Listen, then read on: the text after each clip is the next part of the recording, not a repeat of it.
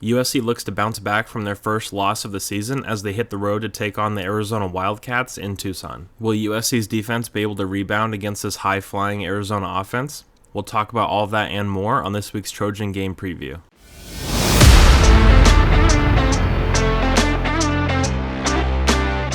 Hey guys, welcome into this week's game preview.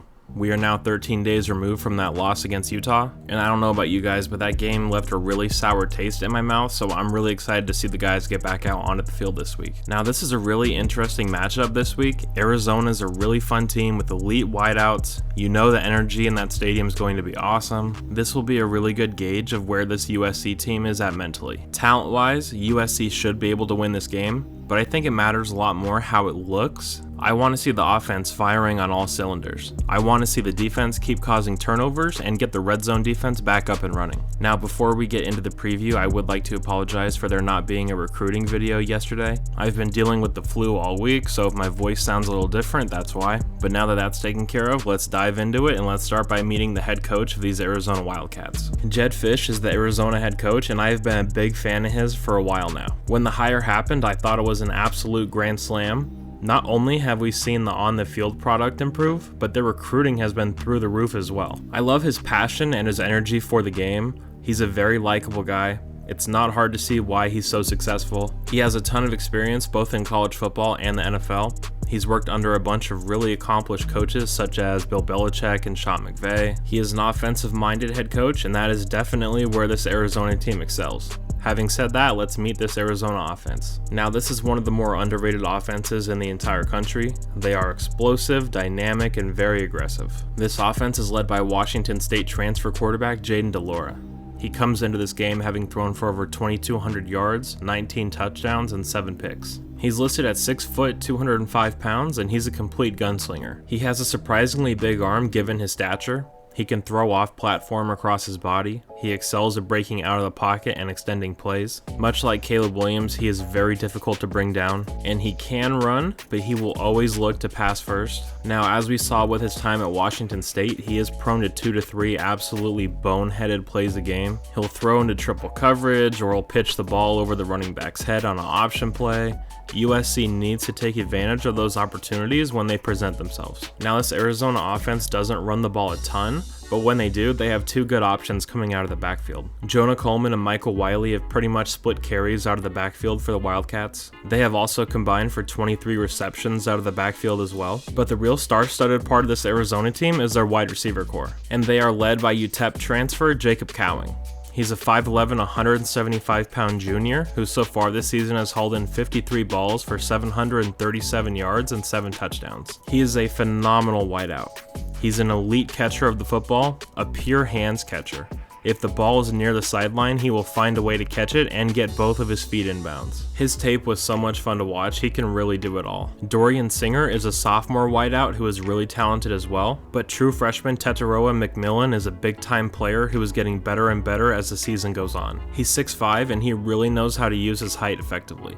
He can really jump and box guys out in the red zone. He actually reminds me a lot of Michael Pittman. This wide receiver core is really just awesome from Arizona. The USC secondary is really going to have its hands full this week. Arizona also has a tight end who can make some plays in 6'5", 240-pound junior Tanner McLaughlin. So hopefully the defense learned how to cover and tackle tight ends this week in practice, or else we're going to be in really big trouble. Yeah, but this offense is legit, guys. They can score from anywhere on the field, and they've been putting up points in bunches lately. Earlier this week, Lincoln Riley was asked what his impression was of this Arizona offense, and this is what he had to say. They're easily one of the best offenses that we've played. I mean, maybe the best. It's a good group. Quarterback really makes them go.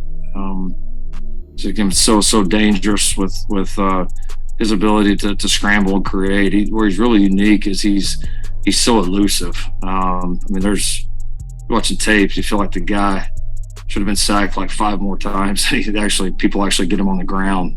He's an explosive athlete and very, very elusive. I mean, in some ways, almost like a tailback in the way he evades defenders. And he's a confident kid. I mean, he takes the shots, he takes chances, and he's giving those receivers chances to make a lot of plays, and they've certainly made their share of them. So when you got a tremendous athlete like that, You got, a handful of really good productive receivers that have skill sets that complement each other.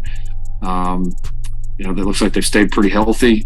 Kind of been kind of the same group the whole year, and they've gotten better and better as the years went on. And obviously they put up some nice points here, especially as of late. So it's a super challenge. I mean, it is. It's a challenge to all levels of the defense. We know we got to have a very impactful game from our front. I mean, that one obviously stands out, and we got to do a good job on the receivers, especially in scramble situations. This is going to be a real challenge for this USC defense. We're going to need to see a much improved outing from the last time we saw them. Now, some interesting numbers for this Arizona offense. They have the 5th ranked passing offense. They're 16th in first down offense. And like I said earlier, this Arizona team does not run the ball a lot. They're all the way down at 93rd for rush offense. Now, moving from strength to weakness, let's meet this Arizona defense. Now, for as explosive and dynamic as the Arizona offense is, their defense is about as far off in the other direction as possible. This is one of the worst defenses in the entire country, and it's actually on pace to be the worst or one of the worst defenses in Arizona history. In 3 of their last 4 games, they have given up 49 points exactly. So that's 49 points to Cal, Oregon, and Washington. I mean, Cal's offense is absolutely putrid. So giving up 49 points to them speaks volumes as to where this defense is at. Now, there aren't many standout players on this defense to discuss, but there are a few familiar faces on this Arizona defense, including former Trojan edge rusher Hunter Echols. He leads this Arizona defense with 3.5 sacks. Now, this Arizona defense as a whole doesn't sack the quarterback a ton, only having 9 sacks on the year as a whole. This defense has also only picked off 2 balls so far on the year. Honestly, I was really trying to find something that this defense does well, but I honestly just couldn't. It's just a real bad unit overall. USC should be scoring in the high 40s to 60s, anywhere in that range really. Another familiar face is in the secondary with former USC commit Ephesians Prysock. Now, this is a trend we're going to see a lot this week from Arizona. A lot of their younger players on defense are going to be getting a lot more playing time than they normally would. And that's including Ephesians, so it'll be cool to see him out there on the field. USC's offense will look to take advantage of a very poor Arizona defense. Their run defense is actually worse than their pass defense, so I would love to see Travis Dye come out and get a bunch of carries in this one. Now, some interesting numbers from this Arizona defense. They're 118th in total defense, 124th in defensive pass efficiency, 124th in scoring defense, and 121st in rushing defense. This is the worst defense that USC will play on their entire schedule, so I definitely look for the Trojans to put up a bunch of points in this one. Now it's time for my keys to the game, and as always, we'll start with the offense. And for the offense, I only have one key in this one. It's just execute. You don't need to do anything special or call any trick plays, just go out and run your offense. Like I said earlier, USC should be scoring in the high 40s to 60s in this game. Now moving over to the defense, the first key is going to be to contain Jayden de Laura. He really excels when he breaks out of that pocket and starts to play that backyard sort of football. If USC defenders get their hands on him, it's imperative that they bring him down. My second key is keep it in front of you. This is a very aggressive offense who loves to take their shots downfield. Don't make it easy on him. Don't let him pick up 40 to 50 yards in chunks. Make him earn it by going slowly down the field. If you do that long enough, Jayden de Laura will get impatient and he will throw you a ball. And my last key for the defense is improved tackling. All year long, USC had been one of the better tackling teams in the conference, and then the Utah game happened. We need to see a return to form for this USC defense. Get guys down when you have the chance. We don't want to be allowing 500 yards after contact again.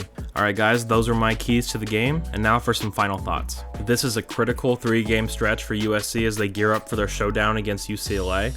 They are a 15-point favorite over Arizona, and they are going to be even bigger favorites over Cal and Colorado. We control our own destiny thanks to the strange Pac-12 tiebreaker rules, so we need to get hot and be playing our best football when we go into the Rose Bowl on November 19th. Now as for this game, I have USC winning 52-31. Make sure you let me know your score prediction down in the comments. Alright guys, that'll do it for this game preview. Thank you all so much for listening. Please like and subscribe, and I'll see you next time. Fight on!